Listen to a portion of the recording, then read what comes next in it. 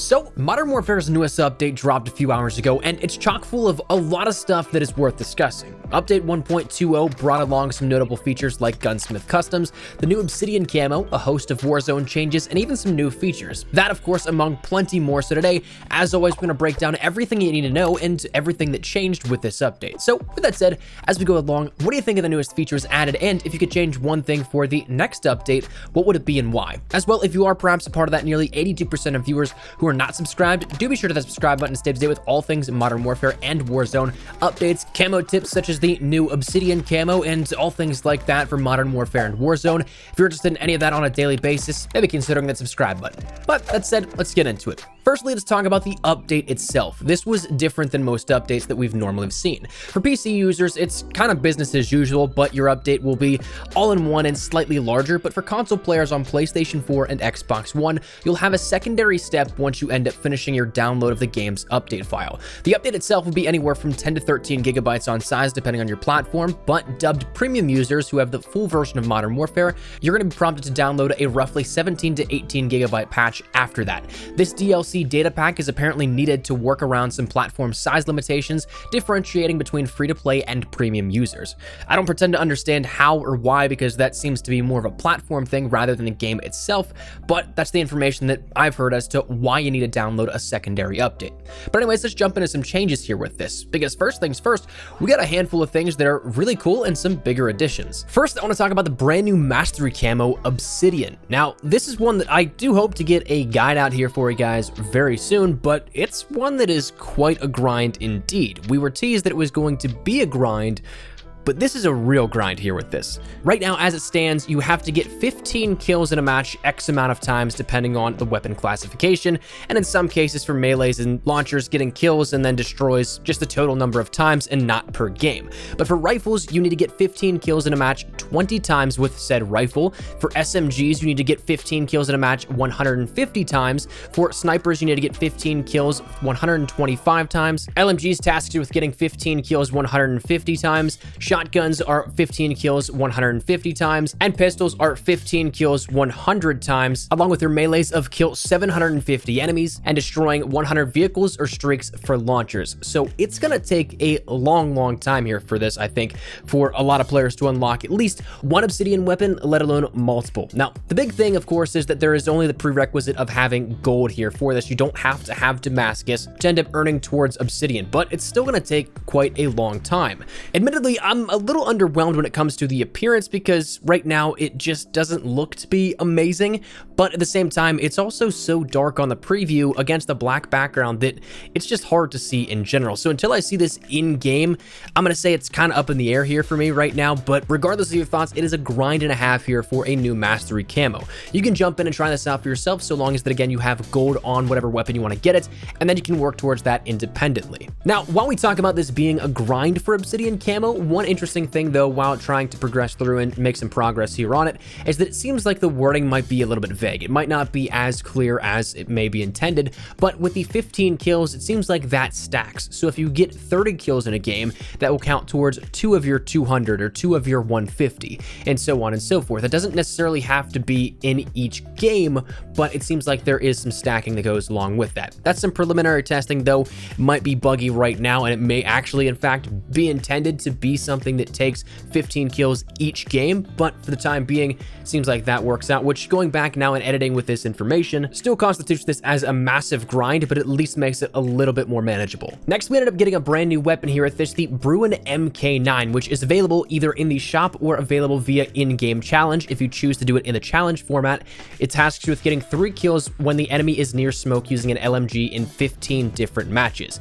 Now, that's kind of one that is a little tougher to accomplish likely. It's going to force you to run a smoke likely and then maybe throw on a thermal, so not a huge fan of the playstyle that ends up encouraging, but that's how you end up unlocking this. And truth be told, playing around with this a little bit in private match, it actually seems like a pretty solid weapon. It seems like it's pretty mobile for an LMG. It seems pretty powerful. It has minimal recoil from what I kitted it out with, so it's something that you might want to keep your eye out for here in the future, because it might be making some noise. But that's available today out of this update as well. We saw the introduction of Gunsmith Customs, which admittedly, now that I have it in hand, I'm not really sure sure how I feel about it. I'm not really the biggest fan of it. It doesn't seem to completely overwhelm me with tons of cool customization options, and realistically, it's one of those things that if you don't really care for customization, you haven't bought too many bundles, you're not really going to get to utilize this anyway. I think that I only have maybe 1 or 2 weapons that I could actually utilize and craft something cool here out of this. But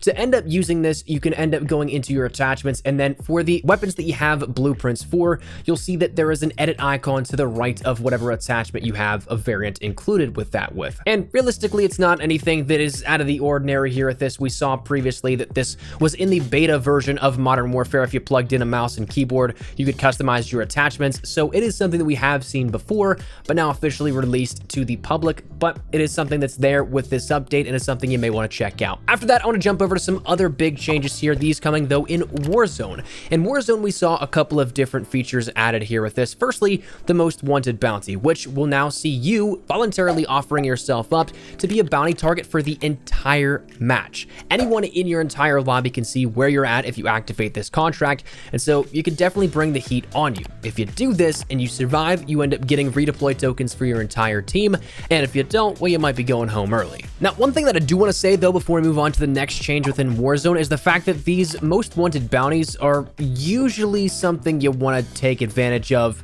well, maybe later on in the game, because as it stands, if your entire team is up, you don't get any benefit other than just a couple thousand in cash for surviving what could have been an onslaught for 5 whole minutes.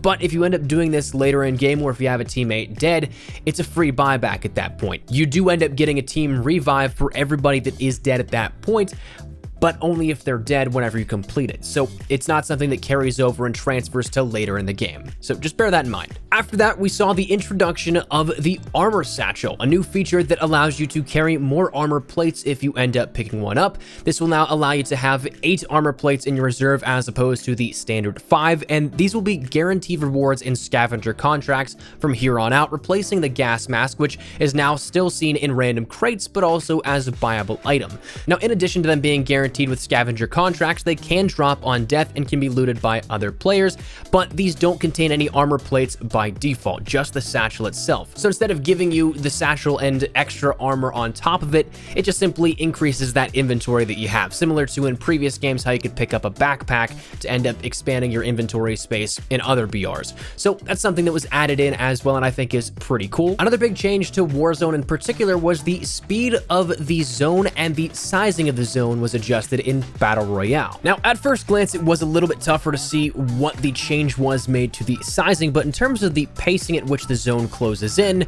we see that actually the zone closes a little bit slower now when comparing before and after. You don't start to notice it until the start of the second zone closing, to which it was previously 2 minutes and 30 seconds before it closed and revealed the third zone, but now it'll take 3 minutes and 40 seconds. Previously on the third close, it was 2 minutes, now it's 2 minutes and 50 seconds. So you see it is gradually just adding a little bit more on, and thus makes that zone a little slower coming in. Now, other than that, we'll talk about some front-facing changes. Firstly, let's talk about the playlists on offer. For multiplayer, we see that we have Blueprint Gunfight, Reinfected Ground War, 3v3 Cranked Gunfight, and Shoot the Ship 24/7, which also includes Cranked and Grind.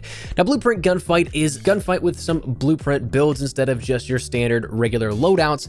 Reinfected Ground War is one that is interesting. You have not only just more maps now on offer out of the Ground War offerings, but they seem to be bigger than that of the standard Ground War maps, but still with 48 players. And admittedly, the first portion of this here I thought was pretty boring whenever I was playing with it, because it doesn't start to ramp up action until a lot closer to the end if you're staying alive. But it is something that is there on offer for you guys. You get kill streaks in this now.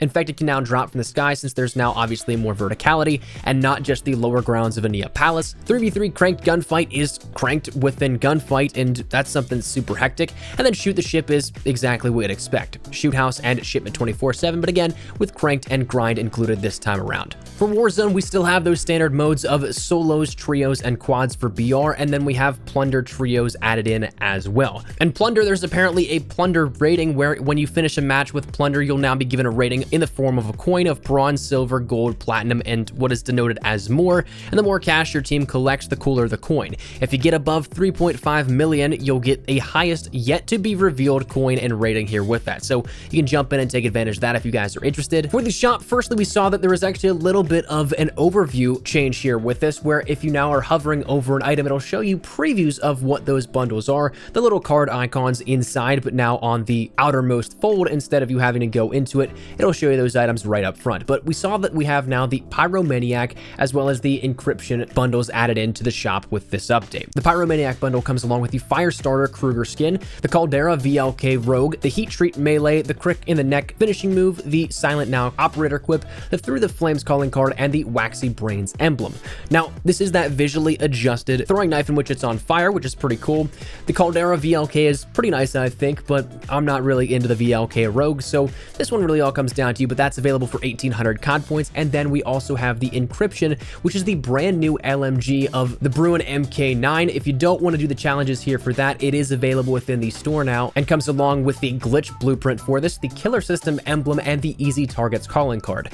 Now, I'm not necessarily saying that this is the best build for the Bruin, but it definitely is one that is a very mobile setup here for this. The 18-inch barrel is something that allows the weapon to be better suited for close quarters engagements, and of course the skeleton stock allows you to get that gun up a little quicker. Same with the ammunition, it gives you a little bit more in that mobility as well, but that's available if you guys are interested there for 1,200 COD points. But outside of the forward-facing additions here, we saw a bunch of back-end fixes here in the way of general fixes and bug fixes, some weapon adjustments here, and also some stuff within Warzone, which I'll leave in the description below to the entirety of the patch notes. You can see some of it on screen right now in a scroll, but the notable stuff here for me comes out of the fact of the weapons. We saw a fix for a bug where completing the completionist challenges for the SKS and the Renetti, the camos weren't unlocking properly. It fixed the bug also where unlocking camos for the SKS was inconsistent with other camo challenges for marksman rifles, and also it fixed the bug where the hardwired skin for Alex would appear in thermals while cold-blooded is equipped. In the Warzone side of things, they also added the cargo truck back to solos within Battle Royale and reduced the turning speed, acceleration, and top speed. Now, admittedly, offhand, I haven't had enough time to test out fully if these differ from solos versus trios and quads. I would imagine that they're not, and it's just an overall tuning pass to the truck itself, but I could be wrong on that one. But they are added back into solos. There is now a scoreboard that is visible in the pause menu, and it honestly is a lot better for trying to figure out your team's statistics and all things that go along with that. It's just a little bit more handy here at that pause menu, and it also fixed the bug where players were unable to equip armor plates with the dead silence being activated. That was a big one because it was essentially a situation where if you knew that you were going to go into engagement, you wanted to use dead silence, but you also knew that if you took damage, you couldn't heal up while it was active. So it was a really big trade-off, but was a bug that was fixed out. Outside of that, we saw some changes here in terms of just a bunch of technical and stability fixes across the board for a various number of game modes between Spec Ops, between the PC platform, and all things like that. But overall, that is the update here in a nutshell. So with that said, let me know your thoughts down there in the comment section down below. What do you guys think here of this update? Are you happy with it? Maybe not so much. Are you looking forward to grinding out Obsidian? Or are you looking forward to trying out some of the different changes here within Warzone? Whatever it is, feel free to let me know your thoughts in the comments down below. But hopefully you enjoyed the video. If you did, make sure to drop a like down below. And of course, if you are new to the channel, make sure you guys subscribe so it was a single thing where we're going to all things Modern Warfare and Warzone content, updates, news, information, tips, tricks, all that good stuff. We got you covered here on the channel. So if any of that interests you, hit that subscribe button so you don't miss a single thing. If you guys also want to follow me over on Twitter and Instagram, those are the best places to get connected outside of YouTube. Practically on both those. So if you guys want to strike up a conversation, ask me a question, whatever it may be, that link is down there in the description below. That said, thanks so much for watching. My name is Espresso. I'll see you guys later. Take care and peace.